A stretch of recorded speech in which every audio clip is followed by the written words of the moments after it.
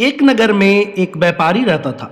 उसके 7 लड़के थे और सभी की शादी हो चुकी थी। व्यापारी कपड़े का व्यापार करता था और उसके लड़के भी उसके साथ दुकान पर बैठते थे। एक दिन रात में व्यापारी सो रहा था तो उसे सपना आया। सपने में उसे एक आदमी दिखा और वो आदमी उससे कहने लगा कि तुम्हारे घर में बहुत सुख है, तुम्हारे पास पैसा भी बहुत है, पर अब मैं तुम्हारे घर आने वाला हूँ जिससे तुम्हारे घर में धीरे धीरे पैसा खत्म हो जाएगा और लड़ाई झगड़े शुरू हो जाएंगे। व्यापारी ने कहा, तुम कुछ भी कर लो पर कभी भी मेरे घर में लड़ाई नहीं हो सकती।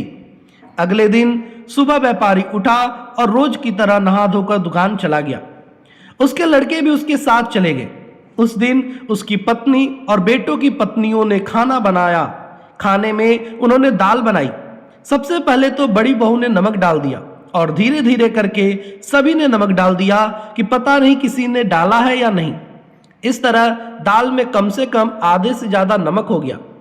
जब शाम को व्यापारी और उसके बेटे वापस आए और खाना खाने के लिए बैठे तो दाल में आधे से ज्यादा नमक था।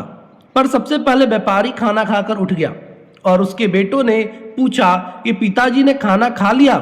तो उनकी मां ने कहा हाँ। बेटा ने सोचा, जब पिताजी नहीं कुछ कहें और आधा नमक खा लिया तो हम क्यों कहें।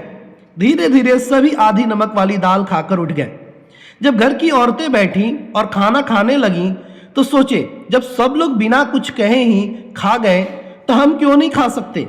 इस तरह व्यापारी और उसके परिवार में बिना लड़ाई झगड़े करे आधा नमक खा लिया और किसी ने कुछ नहीं कहा। यह सब कुछ घर में लड़ाई झगड़ा कराने के लिए ही कराया गया था। अगर हम अपने गुस्से पर काबू रखें और लड़ाई न करें तो हम सबके घर में सुख कहीं भी नहीं जाएगा और दुख, लड़ाई झगड़ा कभी नहीं आएगा।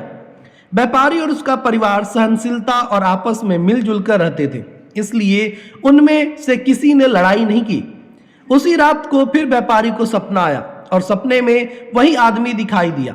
उसने कहा, मैं तो थक गया, मैंने तुम्हारे घर में लड़ाई करवाने के लिए सब कुछ किया पर तुम्हारे घर के लोग तो किसी से लड़ते ही नहीं, इसलिए तुम्हारे घर में सुख और शांति हमेशा बनी रहेगी।